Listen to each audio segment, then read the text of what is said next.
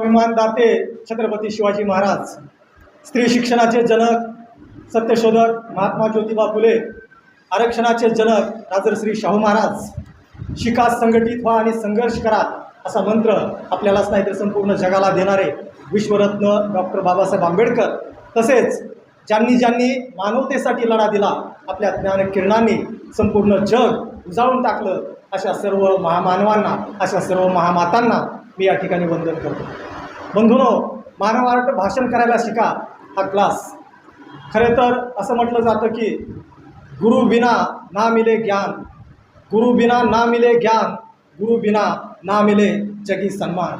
म्हणजेच या जगामध्ये जर सर्वश्रेष्ठ काय आहे तर ते ज्ञान आहे। या जगामध्ये भरपूर विद्वान लोक आहेत, संपत्तीवान लोक आहेत, परंतु या जगामध्ये जर सर्वश्रेष्ठ दान काय आहे तर ते दान म्हणजे ज्ञानाचं आहे, विद्येचं आहे। आणि म्हणूनच म्हटलं आहे की ज्ञान से बढ़कर कोई दान नहीं होता और गुरु से बढ़कर कोई दानवीर नहीं होता। बंधूंनो, भाषण करायला शिका किंवा भाषण करा हे किती गरजेचं आहे किंवा बोलणं किती गरजेचं आहे हे या ठिकाणी मी थोडक्यात सांगण्याचा प्रयत्न करणार आहे। खरं तर माणसाकडे फक्त विद्वत्ता असून चालत नाही, एखाद्या गोष्टीचं ज्ञान असून चालत नाही, किंवा आपल्यामध्ये एखाद्या भावना असून चालत नाही, तर ते व्यक्त होणं गरजेचं आहे। का होणं गरजेचं आहे तर आपल्याकडील जो ज्ञानाचा साठा आहे, आपल्याकडील जे चांगले गुण आहेत किंवा आपल्या ज्या भावना आहेत, तर त्या भावना आपण व्यक्तच केल्या नाही किंवा करू शकलो नाही तर आपल्या व्यक्तिमत्वाचा, त्या ज्ञानाचा, त्या बुद्धिमत्तेचा, त्या भावनेचा काहीच उपयोग करत नाही।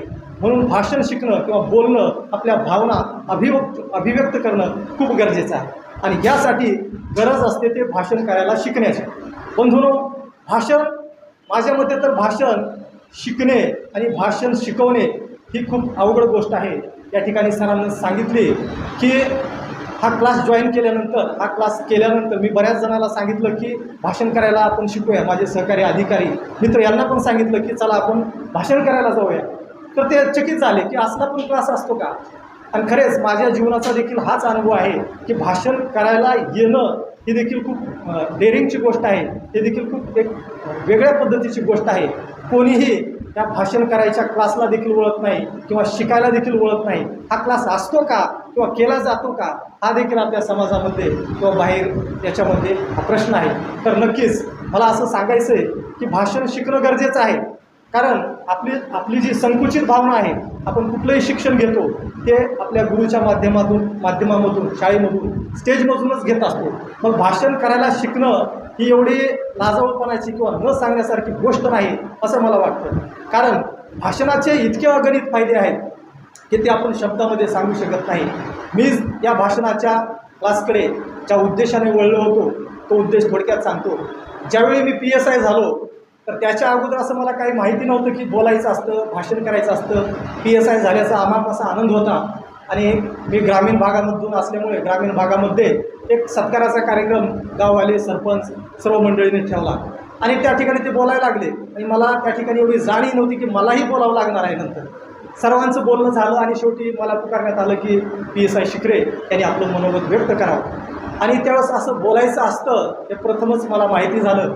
आणि योगायोगानं गावामध्ये लाईटवर, स्पीकरवर ते बोलणं चालायचं, परंतु योगायोगानं त्यावेळेस लाईट गेली आणि मी काही बोललं, माझं ज्यावेळी बोलताना काही बोललं ते मलाच समजलं नाही आणि त्याच्यानंतर माझ्या लक्षात आलं की फक्त ज्ञान असून, PSI असून, पद असून, शक्ती असून काही उपयोग नाही, तर ते सांगता पण आलं पाहिजे, ते मांडता पण आलं पाहिजे। आणि मग मी या ठिकाणी PSI म्हणून नोकरी करायला लागलो आणि मनामध्ये एक कमकुवतपणा राहिलाच की आपण शिकलो, PSI झालो, स्पर्धा परीक्षा पास झालो, परंतु आपल्याला बोलता येत नाही, आपल्याला अभिव्यक्त होता येत नाही, आपल्यामध्ये नेतृत्व गुण नाहीत। एक प्रकारचा डाऊन कॉन्फिडन्स त्या ठिकाणी वाढायला लागला।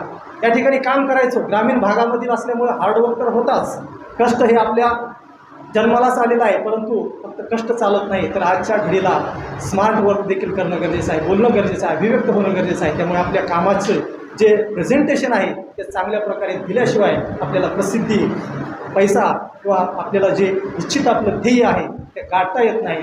आणि योगाने या भोसरीमध्ये राहत असताना मी एक बोर्ड पाहिला, भाषण करायला शिका, आणि प्रथमच मला माहिती झालं की भाषण करायला शिका याचे पण क्लास असतात। आणि सरांना फोन लावला, त्यानंतर सरांनी लगेच सांगितलं की ह्या रविवारी तुम्ही डायरेक्ट क्लासला या। त्या ठिकाणी आलो आणि डायरेक्ट बोलायला सरांनी सांगितलं सरांनी मी काही सांगितलं नव्हतं की मी पोलीस आहे, परंतु साहेबांनी पर्सनॅलिटीनं लगेच ओळखलं की तुम्ही पोलीस आहे, परिचय दिला आणि साहेबांनी बोलायला सांगितलं. तर नक्कीच ते दिवस आठवतात. या ठिकाणी उभारताना अगदी 2 मिनिट 1 मिनिट देखील बोलता येत नव्हतं. भाषाशैली ग्रामीण भागातली होती, आजही आहे, परंतु त्या पद्धतीनं प्रेझेंटेशन करता येत नव्हतं. परंतु एवढंच सांगतो की हा क्लास जॉईन केला किंवा हा क्लासमध्ये आपण थोडे दिवस उपस्थित राहिलो म्हणून भाषण हे शिकता येत नाही, तर त्या भाषणाच्या माध्यमामधून मी शिकलो की प्रॅक्टिस प्रॅक्टिस प्रॅक्टिस, त्या प्रॅक्टिसनंच आपल्याला परफेक्टपणा येत असतो आणि या प्रॅक्टिसमधूनच आपलं जीवन घडत असतो. आणि भाषणाचे फक्त फायदे आपल्या फील्डमध्ये नाहीत, तर मी जास्त फायदा या भाषणाचा माझ्या जीवनामध्ये, माझ्या अंतःकरणामधून घेतलेला आहे. कारण माझी जी जीवनाची लाईफस्टाईल होती, ही लाईफस्टाईल नक्कीच निगेटिव्ह अशी लाईफस्टाईल होती. मला नाही बोलता येत नव्हतं, मला नाही डान्स जमत येत नव्हता, किंवा जे काही बाहेरच्या जे प्रेझेंटेशनच्या गोष्टी आहेत त्या कुठल्याच जमत नव्हत्या. परंतु या भाषणाच्या माध्यमामधून मी माझ्या जीवनामध्ये एक सकारात्मक जीवन कसं जगावं हे देखील शिकलो. आणि आपल्या भावना, आपले आईवडील असतील, आपले मित्र असतील, आपले शिक्षक असतील किंवा आपला समाज असेल, यांना सर्व प्रकारच्या भावना, ज्ञान कसं संपादित करावं, अर्पण करावं, द्यावं हे देखील शिकलो.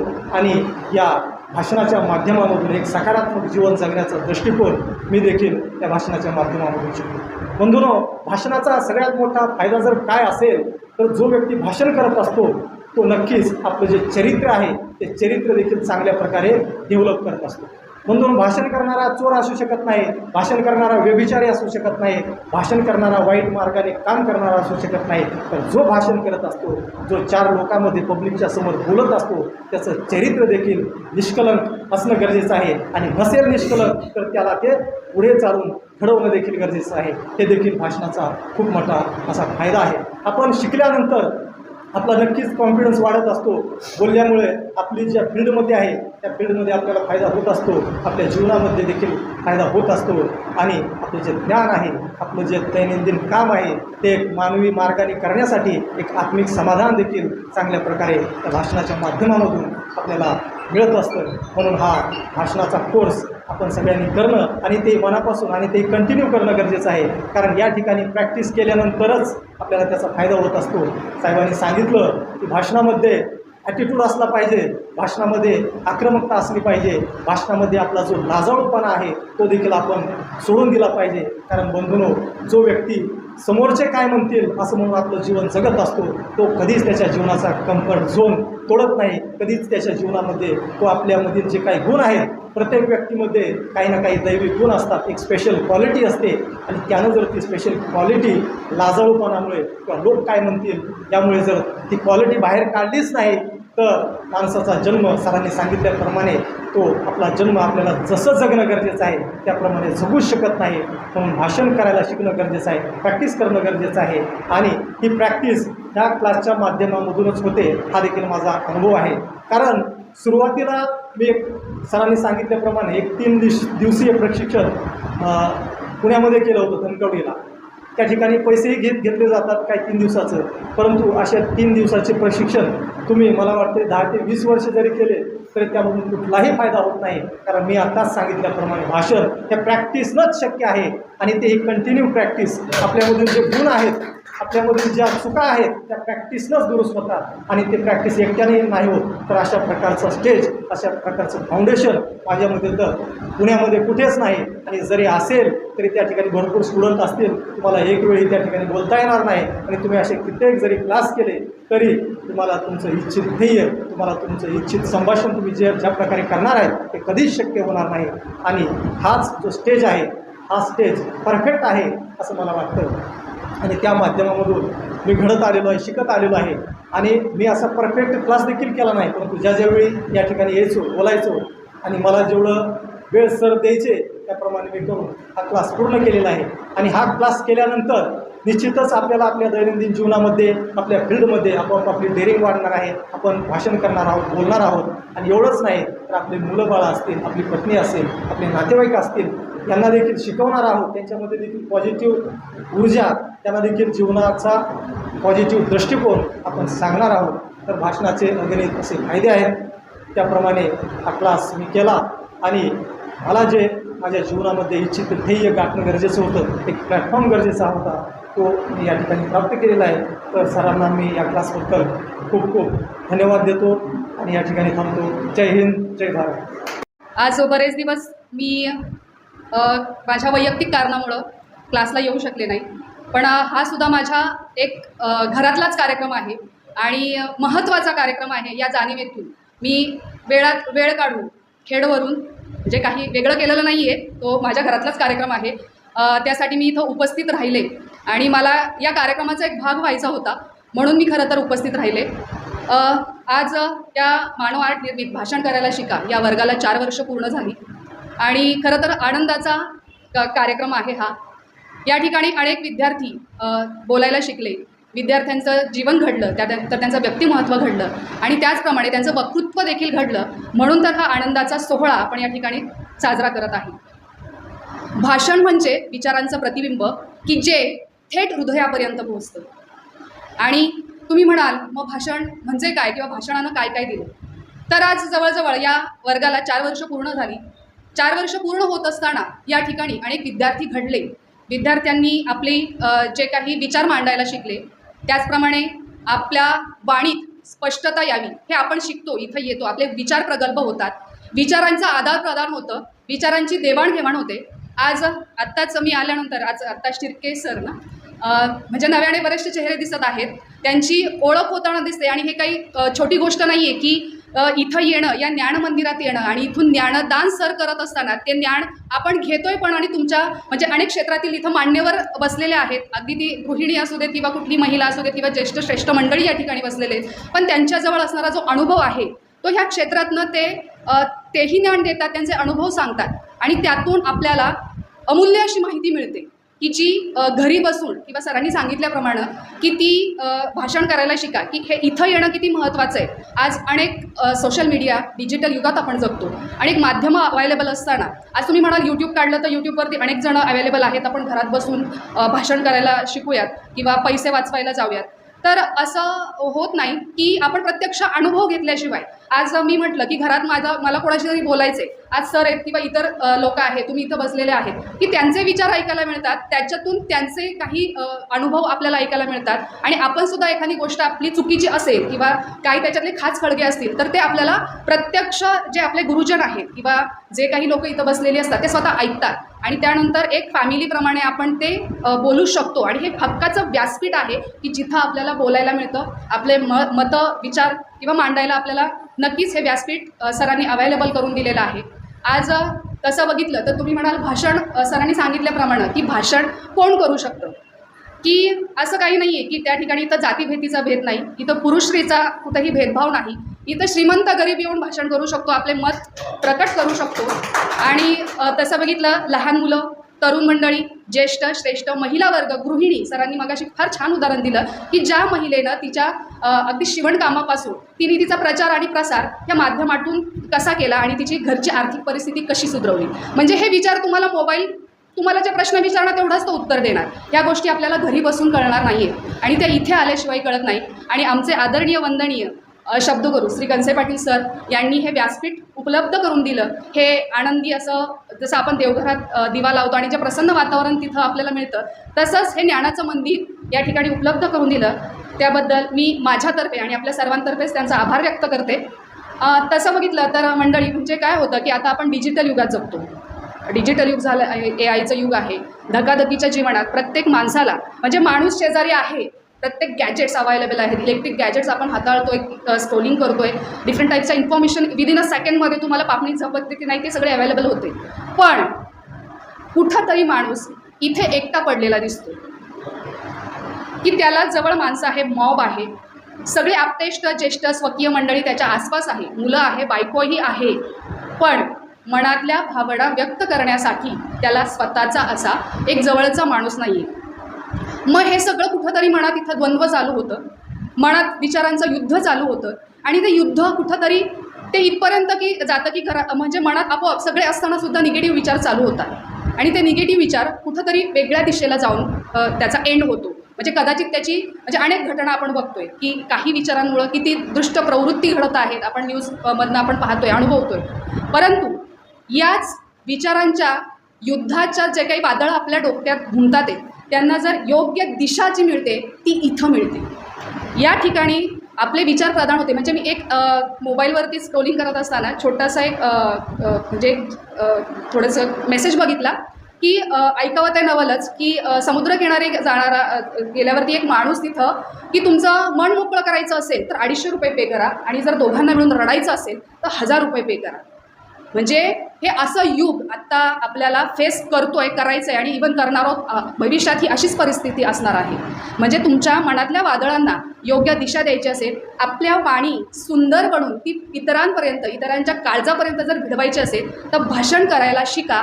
हे व्यासपीठ या ठिकाणी उपलब्ध आहे आणि आमचे श्री कंसे पाटील सर, आमचे गुरु जे आहेत ते इथं इतकी पॉझिटिव्ह एनर्जी प्रत्येकामध्ये म्हणजे ते स्वतःच पॉझिटिव्ह आहे.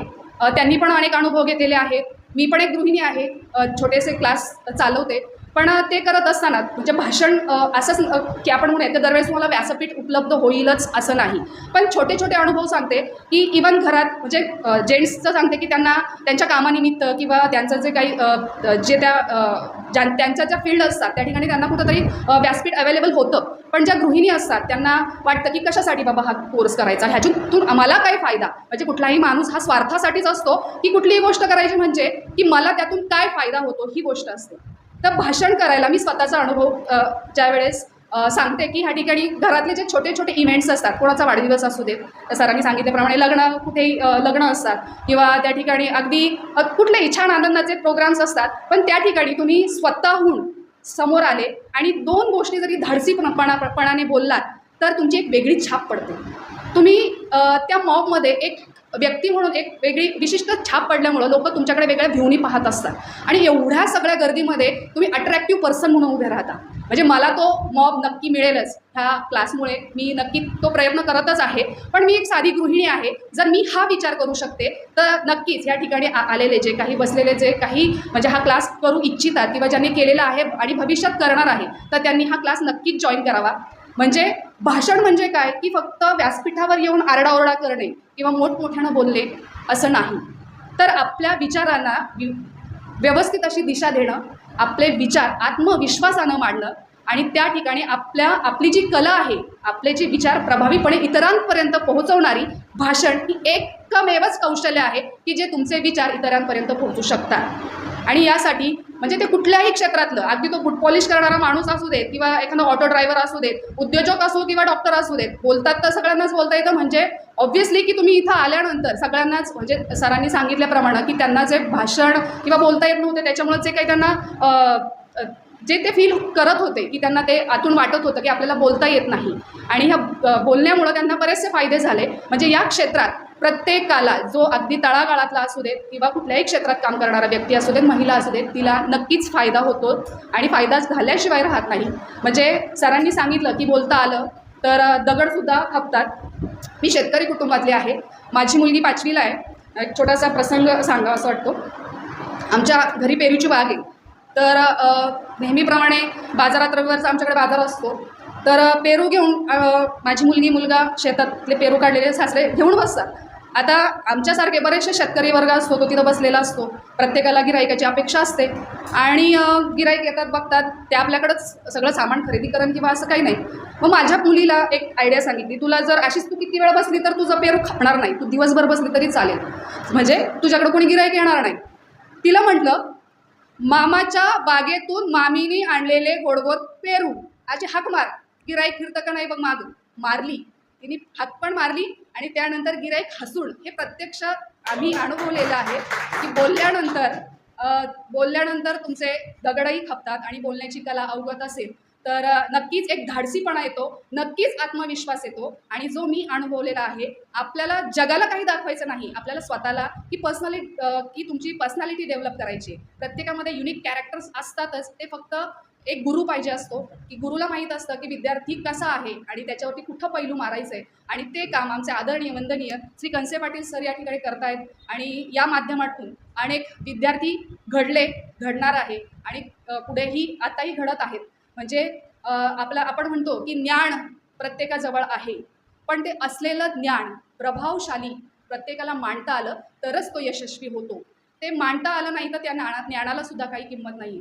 म्हणूनच आज या मंगल प्रसंगी आज या ठिकाणी सरांनी जे हे छोटंसं रोपटं लावलं आहे त्या रोपट्याचा असाच मोठा वटवृक्ष हो, ज्ञान, संस्कार आणि त्याचप्रमाणे वक्तृत्वाच्या ताकदीवरती सरांची अविरत सेवा सतत पुढे सुरू राहो हीच मी ईश्वरचरणी प्रार्थना करते आणि आमच्यासारख्या विद्यार्थ्यांचं असंच भविष्य त्यांच्या हातून घडो असंही मी त्यांच्याकडं खरं तर गुरुनी देत राहावं आणि आम्ही घेत राहावं इतकंच फक्त असतं. आणि इतके जे विचारवंत पुढं बसलेले आहेत त्यांनीसुद्धा त्यांच्या अनुभवातनं त्यांच्या विचारांनी आमचेसुद्धा विचार प्रगल्भ करावं एवढीच इच्छा व्यक्त करते.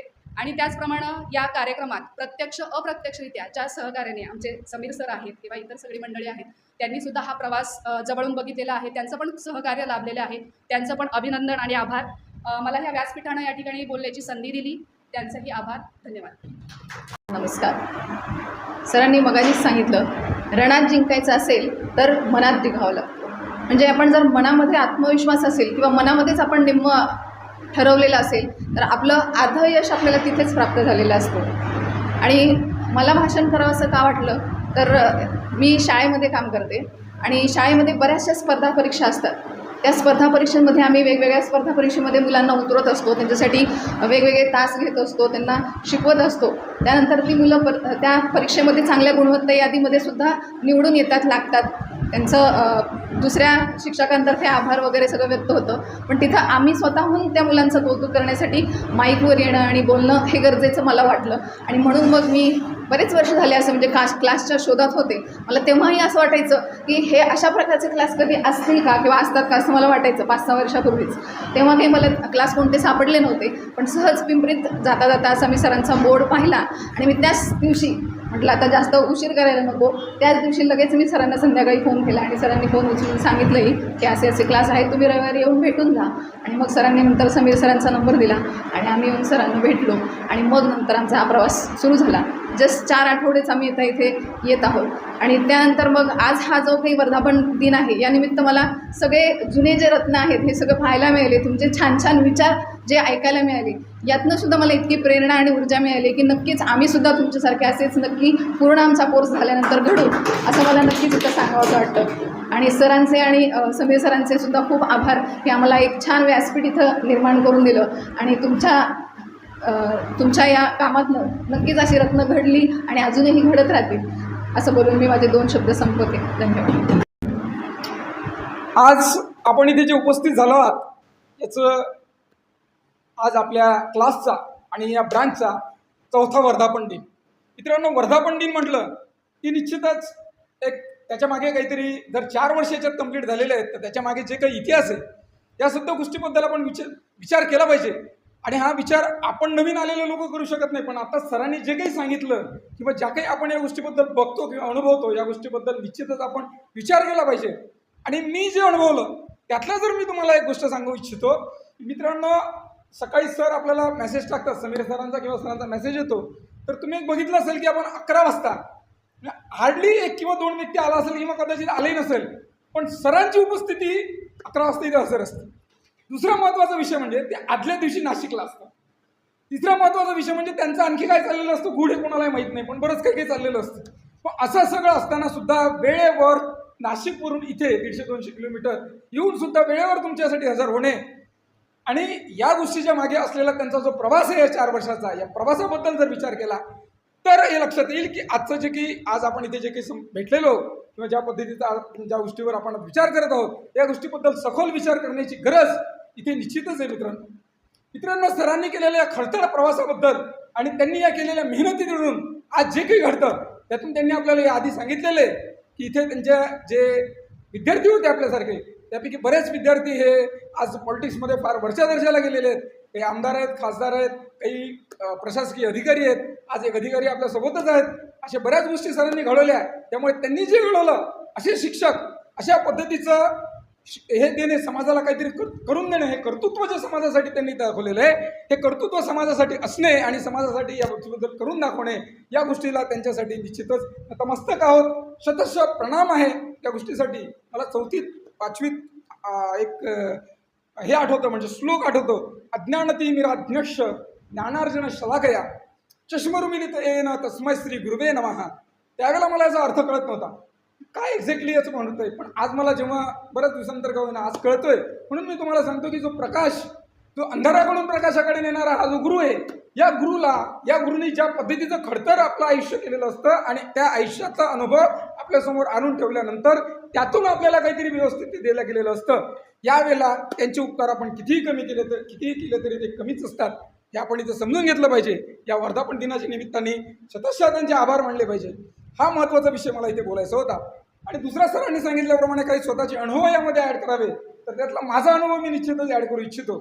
मित्रांनो, मी माझं इंजिनिअरिंग कंप्लीट झाल्यानंतर इथे आलो. बऱ्याच काही छोट्या मोठ्या जीवनातल्या उलाढाली झाल्यात. तो भाग आज इथे बोलण्यासारखा नाही. पण इथे आल्यानंतर एका सोसायटीमध्ये आलो. मी सरांना आधी हे सांगितलं पण होतं. त्या सोसायटीमध्ये मी सिव्हिल इंजिनियर असल्यामुळे आणि सिव्हिलचं नॉलेज असल्यामुळे, ज्ञान असल्यामुळे त्यांनी म्हटलं की या सोसायटीच्या जे कमिटी असते त्या कमिटीमध्ये तुम्ही या. आम्ही गेलो. त्यानंतर कमिटीमध्ये बरेच आमचे सवंगडी होते. त्याच्यामध्ये आता यापैकी बऱ्याच प्रॉब्लेम्स मी फार इझिली सॉल्व्ह करायला लागलो फार कमी वेळात. पण ते म्हणले सेक्रेटरी म्हणून तुम्हीच व्हायचं. मग सेक्रेटरी झालो. आता आम्हाला काय माहिती की सेक्रेटरी म्हणजे फक्त काम करणे नसते, कारण नॉलेज फार नव्हतं कोऑपरेटिव्हचं. मग त्याच्यानंतर हे असं सभा सुरू झाल्या. आता AGM असते, annual general meeting. Annual general meeting सुरू झाली. मीटिंग घ्यायची कोणी? सेक्रेटरीनी. बरं, सेक्रेटरीने मीटिंग घ्यायची म्हणजे आम्हाला वाटलं नोटिसा काढायच्या, हे करायचं, लोकांना बोलवायचं, इथं बसवायचं आणि संपवायचा विषय. पण तसं नव्हतं. ते कंडक्टच आपण करायचो. त्याच्यानंतर त्याच्यासमोर आपण बोलायचो. आता आयुष्यात कधी असं बोललेलं नाही. हातपाय थरथरायला लागले तर समोर उभं राहिलं तर म्हटलं हे थोडं गडबडतं आहे आपलं काहीतरी गणित. मग इथे खरं आपल्याला दिसतं की आपल्यात जर काहीतरी भरलेलं असताना सुद्धा जर आपल्याला ते एक्सप्रेस करता येत नसेल, आपल्याला जर स्वतःला समोर प्रगट करता येत नसेल, तर आपण निश्चितच कुठेतरी कमी आहोत. हा कमीपणा आपण जाणून घेतला पाहिजे. आणि जाणून घेतल्यानंतर सरांनी ज्या पद्धतीनं हा प्लॅटफॉर्म इथे आपल्यासाठी उभा केलेला आहे, या प्लॅटफॉर्मचा खऱ्या उपभोग आपण इथे घेतलेला पाहिजे. हा अनुभव फार महत्त्वाचा अनुभव आहे मित्रांनो. एक दुसरा अनुभव आणखी मी तुम्हाला सांगतो. मी आता बिझनेस करतो, व्यवसाय करतो, कॉन्ट्रॅक्टिंग करतो. तेव्हा आमच्या आता कॉलेजेस जे आहेत, जुने ज्यांचे कॉलेजेस होते, आमच्या इंजिनिअरिंग कॉलेजचे जुने विद्यार्थी जे बिझनेस करतात, धंदा करतात, त्यांच्याकरता कॉलेजने एक मीट ठरवली. ती म्हणजे जुने जे लोक इथे एंटरप्रेन्युअर म्हणून जे असतात त्यांची एक मीट होती. पण ते एंटरप्रेन्युअर सगळे असे जमल्यानंतर आम्ही एकमेकाला जमून फार आनंदी झालो की चला बाबा, जुने लोक भेटलेत, बिझनेस करतात, एकमेकाला कॉन्टॅक्ट भेटलेत, आता काहीतरी फायदा होतो वगैरे वगैरे. पण कॉलेजला पण त्याच्यातून काहीतरी फायदा हवा होता. त्यामुळे कॉलेजने सांगितलं की सगळ्यांनी इथे इंट्रोडक्शन द्या, कॉलेजबद्दल तुमचे मतं व्यक्त करा, कॉलेजच्या प्रिन्सिपलबद्दल मतं व्यक्त करा. इच्छा तर खूप होती, कारण कॉलेजने आमच्यासाठी बरंच काही केलेलं आहे. पण मतं प्रदर्शित करायचं म्हणलं की हातपाय गोळलेले होते. त्यानंतर स्वतःला, बरं हा एक भाग झाला की कॉलेजबद्दल तुम्हाला काय करायचं, हा भाग नंतरचा. पण स्वतःबद्दल सुद्धा स्वतःला प्रेझेंट करायचं आहे की आम्ही काय केलं आयुष्यात, हे सुद्धा जर आम्हाला सांगता येत नसेल, हे सुद्धा जर आम्हाला आपल्याबद्दल बोलता येत नसेल, तर आम्ही कुठंतरी निश्चितच कमी आहोत, यात कुठेही शंका नाही. आणि हे जेव्हा आम्हाला कळतं तेव्हा आपण खऱ्या अर्थानं हे कळणं, या पद्धतीचे आपले स्वतःचे विचार एक्सप्रेस करणं किंवा स्वतःच्या भावना समोर एक्सप्रेस करणं, हे जे खऱ्या अर्थानं भाषण कलेचं जे काही हे आहे, हे आपण इथे समजून घेतलं पाहिजे. अशा प्रकारचे अनुभव प्रत्येकालाच आयुष्यात येत असतात. आणि अनुभव आल्यानंतर इथे आल्यापेक्षा जर आधीच माणूस इथे आला, या गोष्टीला समजून घेतला, या गोष्टीचा जर उपभोग घेतला आणि यातून जर काही शिकू शकला, तर आयुष्यात आपण खऱ्या अर्थानं बरंच काही करू शकू. आणि आपण जेव्हा या ठिकाणी इथं उपस्थित जमलेलो असतो, तेव्हा आपल्या मनात आपल्या निश्चितच काहीतरी समाजाबद्दल करण्याची इच्छा आणि अपेक्षा आपल्याला असती. परंतु ही अपेक्षा असताना सुद्धा आपण या समाजाबद्दल काहीही करू शकत नाही, ती करूही शकणार नाही जर आपल्याला स्वतःला समाजासमोर एक्सप्रेस करता आलं नाही तर. त्यामुळे त्यासाठी का होईना आपल्याला अशा पद्धतीच्या या ज्या काही हे घडत असतात, या पद्धतीच्या क्लासला सरांसारख्यांच्या कॉन्टॅक्ट्समध्ये येऊन आपण स्वतःला एक्सप्रेस केलं पाहिजे, अनुभव आपले शेअर केले पाहिजे, स्वतःच्या आतमध्ये जे काही आपले भावना आहे त्या भावना प्रगट केल्या पाहिजे. आणि या पद्धतीचा प्लॅटफॉर्म सरांनी आपल्याला इथे उपलब्ध करून दिला. त्याकरता आजच्या दिवसानिमित्त मी सरांना मनापासून आभार व्यक्त करतो. आपण सुद्धा शांततेनं मला ऐकून घेतलं, त्याकरता आपल्या सगळ्यांचे आभार मानतो. इथेच थांबतो. धन्यवाद. कुलस्वामिनी आई तुळजाभवानी. आता विश्वात्मके देवे येणे वागेंदे तोषावे, तोषोनी मज द्यावे पसायदान. हा विश्वासाठी पसायदान मागणारे आळंदी निवासी संत ज्ञानेश्वर महाराज. नाचू कीर्तनाचे रंगी, ज्ञानदीप लावू जगी, असे म्हणणारे संत नामदेव महाराज. अवघाची संसार सुखाचा करीन, आनंद भरीन तिन्ही लोका, असे म्हणणारे देहू निवासी संत तुकाराम महाराज यांना नतमस्तक होतो. आज खऱ्या अर्थाने आनंदाचा दिवस आहे. सरांनी सांगितलं की तुम्ही भाषण का करण्यासाठी आले, इथं 2 शब्द सांगा. सरांच्या पुणे शाखेला 4 वर्ष आणि या सरांच्या खडतर प्रवासाला 15 वर्षाचा एक मोठा इतिहास आहे. सरांनी ह्या क्षेत्रात 15 वर्ष भाषणात काम केलं आणि इथं 4 वर्षात काम केलं आणि त्या 4 वर्षाच्या शाखेला माझा 4 आठवड्याचा इथं येण्याचा योग आलेला आहे. मी फक्त सर 4 आठवडे इथं येतोय. तुम्ही खूप जुने आहेत. मी आता माझं ही 4था सेशन आहे सरांच्या बाबतीत. सगळं मी आकर्षित झालो एका बोर्डामुळे झालो होतो सरांकडे. एक बोर्ड पाहिला आणि त्या बोर्डामुळे सर आकर्षित झालो आणि भाषण एक कला सरांची एक त्या सर मला त्या भाषणात तुमचा जो बोर्ड आहे ना तो रेडमध्ये पुढं जरी गेलो तरी तो बोर्ड आहे ना कुणी पाहता येतो आणि त्या भाषण एक कला याच्यातून माणूस लगेच फोन करतो. आपण सगळ्या ठिकाणी पाहतो एक बऱ्यापैकी बोर्ड ब्लॅक अँड व्हाईटमध्ये असतात, परंतु तुमचा वेगळा बोर्ड येतो आणि त्याच्या खाली नंबर. त्या नंबरातून सरांना फोन केला आणि सरांनी आम्हाला समीर सरांचा नंबर दिला. आम्ही इथे येताना पहिले समीर सरांशी आमचा इंटरव्ह्यू झाला. समीर सरांनी मला जीवनात आज माझ्या 49 वर्षाच्या लाईफमध्ये माई पुढं मी समीर सरांपुढं उभा राहिलो आणि तो ह्या आवारात राहिलो इथोबा. सरांनी सांगितलं की मला तुमचा परिचय द्या म्हणून आणि मला सरांनी इथं उभं केलं आणि मी सरांना माझा जो काही तोडका मोडका आहे तो परिचय समीर सरांपुढं दिला. त्याच्यानंतर दुसऱ्या रविवारीची गोष्ट मी सरांपुढं आलो. मग सरांनी सांगितलं की तुम्हाला भाषण का शिकायचं आहे म्हणून हे पहिलं तुम्ही तुमचा परिचय द्या आणि भाषण का शिकायचं हे सांगा. त्याप्रमाणे मी सरांसमोर हे भाषणाची कला मला का अवगत करायची आहे हे सरांसमोर सांगितलं आणि सरांनी त्यांच्या भाषणात त्यांचा परिचय सुरुवात केली. सरांचं एक बॉडी लँग्वेज पाहिलं त्यावेळेस आणि सुशील कंसे पाटलांचं बॉडी लँग्वेज आणि त्यांनी करणारे जे भाषण करत होते ती त्यांची छबी पाहिली मी सरांची.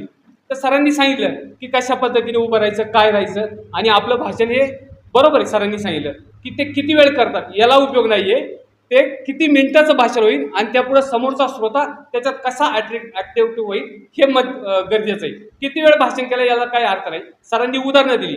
त्यांनी सांगितलं राज ठाकरे हे भाषण करतात आणि बाळासाहेब ठाकरे हे भाषण करतात, उद्धव ठाकरे हे माईक पुढं बोलतात, आदित्य ठाकरे हे माईक पुढं बोलतात, अशा पद्धतीने सांगितलं. बरोबर आहे. ही मंडळी विलासराव देशमुख हे हजरजबाबीपणा जो काही त्यांच्यात होता ना तो त्यांनी त्यांच्या भाषणात मांडलेला आहे. त्याच्यामुळे त्यांचं भाषण हे श्रोत्यांपर्यंत जायचं आणि लागायचं. भाषण करणं वेगळं आणि माईक पुढं बोलणं वेगळं अशा सरांनी 2 मेथड समजून दिल्या आम्हाला की भाषण करणं वेगळं आणि माईक पुढं उभं राहणं. काही वक्ते हे फक्त माईक पुढं उभं राहतात आणि विलासराव देशमुख बाळासाहेब ठाकरे असे जे मोठमोठे लोक आहेत देवेंद्र फडणवीस हे भाषण करतात आणि त्यामुळे त्यांचं भाषण हे लोकांपर्यंत जातं आणि ते लोक आपल्यात घेतात. त्याच्याप्रमाणे सरांनी आता सांगितलं मंत्र हा एकदा आपल्या शरीरात आला म्हणजे लगेच भिनत नाही. त्याच्यासाठी 5, 6, 7, 8 वेळेला मंत्र तो म्हणावा लागतो तेव्हा आपल्या शरीरात भिनतो. सरांचं ही 15 वर्षाची काही लगेच त्याचं मोठा असा प्रत्येक ठिकाणी गेलं आणि सरांचं नाव आलं असं नाही. त्याच्या पाठीमागे त्यांची 15 वर्षाचा एक त्यांचा प्रवास आहे. त्याच्यातून हे इथं आलेले आणि त्यातून ते घडत गेले आणि आपल्यापर्यंत आलेले. असं भाषणाची जी कला आहे ती त्यांनी आपल्यापर्यंत आणून दिलेली. त्याच्या पद्धतीनं आम्ही त्याच्यात आलो आणि भाषण करायला लागलो आणि भाषण करता करता आज जे काही मी थोडंसं तोडकं मोडकं बोलतो जे काही माझ्यात आलेले हे भाषणासंदर्भात गुन्हे त्याला एकमेव पाटील सुशील कंसे पाटील सर आहे. सुशील कंसे पाटील सरांमुळं मला हे थोडंसं पसायदान थोडंसं जे काही मी भाषणाची सुरुवात करतो शिवाजी महाराजांपासून किंवा इथं स्टेजवर आज जे बोलू शकतो ते केवळ सुशील कंसे पाटील सरांमुळं माझ्यात जी ऊर्जा तयार केली ती आलेली आहे आणि त्याच्यामुळे मी हे बोलू शकतो. सरांनी सांगितलं तुमचं कुणी ऐकावं म्हणून तुम्ही करत नाही, तुम्ही स्वतःची बॉडी लँग्वेज करताय.